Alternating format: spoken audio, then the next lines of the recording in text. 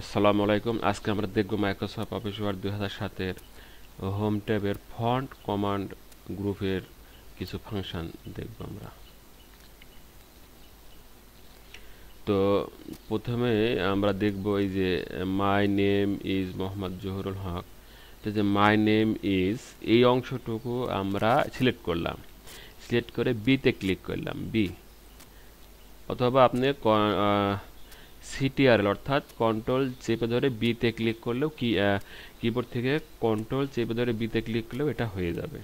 তো আমি ডাইরেক্ট বিতে ক্লিক করলাম, দেখেন এই অংশটুকু কি হয়ে গেল, মোটা হয়ে গেল। এবার এমডি জহুরুল এইটুকু সিলেক্ট করে আমি এই যে আইতে ক্লিক করলাম, ইটালিক, দেখেন এই অংশটুকু কি হয়ে গেল, বাঁকা হয়ে গেল। এবার হক আমি সিলেক্ট করে ইউতে ক্লিক করলাম, কি হয়ে গেল, এটাতে আন্ডারলাইন হয়ে গেল। আমি যদি মনে করি যে এই সম্পূর্ণ লাইনটা আন্ডারলাইন দিব, তাহলে এই যে দিয়ে দিলাম, এই যে আন্ডারলাইন হয়ে গেল সম্পূর্ণ অংশটি।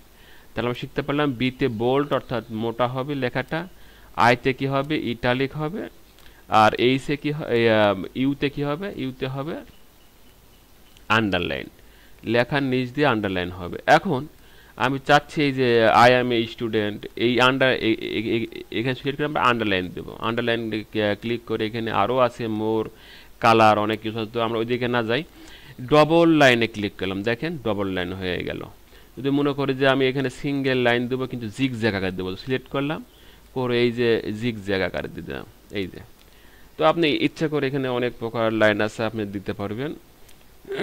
মোর লাইন আছে, মোর লাইনে ক্লিক করলেও আমরা অনেক অপশন পাবো, এই যে আমরা অনেক অপশন পাবো। আমরা ওইদিকে না যে আমরা সিম্পলি শিখি, পরে আমরা ওইদিকে ইনশাল্লাহ যাব। আবার কালার, এটা হচ্ছে কালার। কালার মানে আপনি কি কালার দেবেন, এই যে আমি রেড দিলাম, রেড হয়ে গেল। এটার নিচে মনে করেন আমি রেড কালার দেবো, এই যে সিলেক্ট করে ড্রপ ডাউনতে ক্লিক করে এই যে কালারে গেলাম, রেড দিয়ে দিলাম, এই যে রেড, রেড হয়ে গেল আন্ডারলাইন। তো আমরা এইটুকু শিখলাম। এইবার হচ্ছে পরের অংশ দেখতে পাচ্ছি আমরা ABC লেখা আছে এবং মাঝখান দিয়ে দাগ দেওয়া, অর্থাৎ ডিলেট। খেয়াল করবেন সবাই যে আই লিভ ইন রাজশাহী, এটা আমি সিলেক্ট করলাম, এই যে I live in Rajshahi select করে ক্লিক করলাম, দেখেন মাঝখান দিয়ে একটা দাগ হয়ে গেল, অর্থাৎ ডিলেট হয়ে গেল। এটা যদি মনে করে আমি দিব, তাহলে সিলেক্ট করে এই যে ABC ক্লিক করলে মাঝখান থেকে দাগ হয়ে যাবে, ডিলেট হয়ে যাবে। আচ্ছা, এরপরে দেখেন দেয়া আছে যে এইটাকে বলা হয় সাবস্ক্রিপ্ট। সাবস্ক্রিপ্ট আমাদের কোন সময় লাগে, মনে করেন এক্স দিলাম, আমি ফন্টটাকে সিলেক্ট করি। আচ্ছা, তার আগে আমি আসি ফন্টে আসি, আমি এখানে ক্লিক করলাম, এই যে এখানে এই যে টাইম নিউ রোমান চাইলো। এবার আমি এখানে ক্লিক করলাম, দেখেন এটা কিন্তু চেঞ্জ হয়ে গেল, মোনোটাইপ চলে এলো। এখানে ক্লিক করলাম, দেখেন আলজেরিয়ান।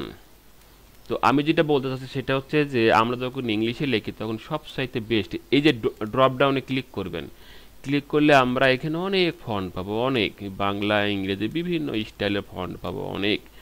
তো আমাদের ইংলিশের জন্য সবচেয়ে বেস্ট ফন্ট হচ্ছে রোমান টাইম নিউ রোমান। এই যে এই লেখাটা হচ্ছে আপনার টাইম নিউ রোমানে।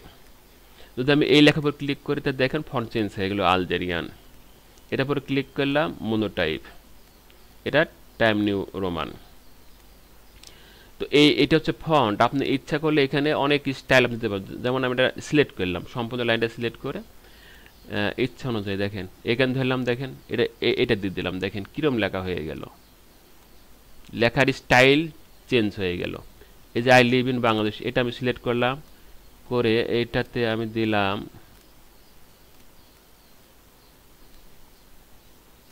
এই যে দিয়ে দিলাম আরেকটা font, I live in Bangladesh, কেমন হয়ে গেল। অর্থাৎ এখানে ক্লিক করে আমি আমার পছন্দ মতন স্টাইল আমি কি করব, দিতে পারবো আমার লেখাকে। আচ্ছা, তারপর দেখেন ফন্ট সাইজ কি, আমি এটা সিলেক্ট করলাম করে এই যে ফন্ট সাইজে যে ক্লিক করে এখানে সর্বোচ্চ 72 আছে, 72 দিয়ে দিলাম। তাহলে আমরা সবাই একটু দেখি, আমি 100% করে, হ্যাঁ, যে মাই নেম ইজ মোহাম্মদ, দেখেন কত বড় হয়ে গেল।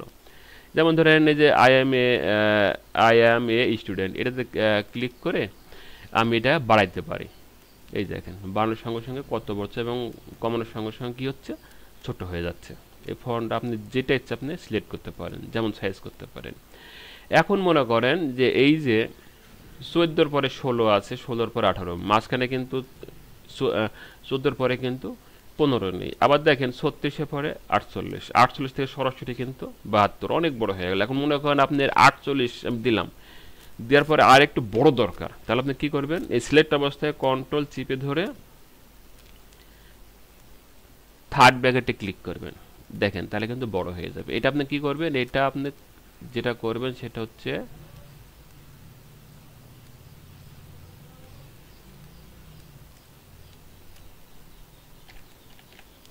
কন্ট্রোল চেপে ধরে এই যে third bracket, close third bracket, এইটাকে বলা হয় ক্লোজ থার্ড ব্র্যাকেট।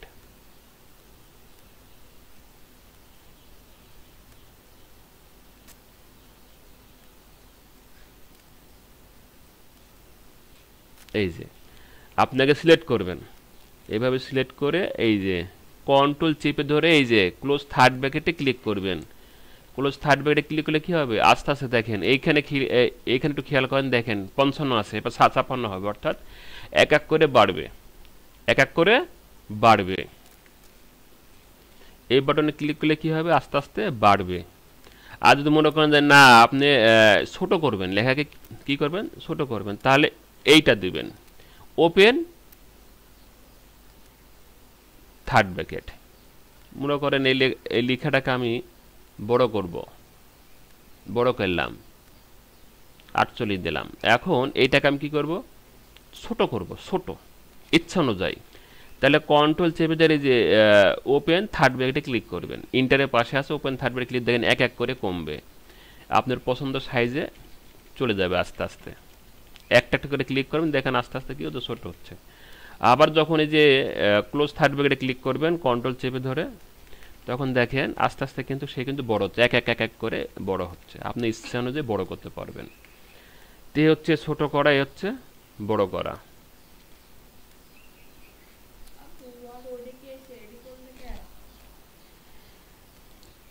তারপর দেখেন পাশে আছে বড় হাতের এ, তারপর আছে আর একটা বড় হাতের এ, কিন্তু প্রথম কটা হচ্ছে বড়, পরকারটা কি ছোট।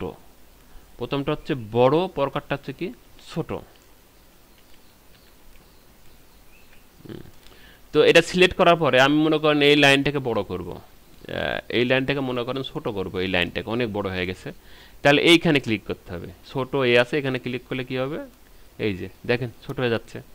আমি যদি পাশেরটা ক্লিক করি তাহলে কি হবে, এটা বড় হয়ে যাচ্ছে, আস্তে আস্তে অনেক বড় হয়ে গেল।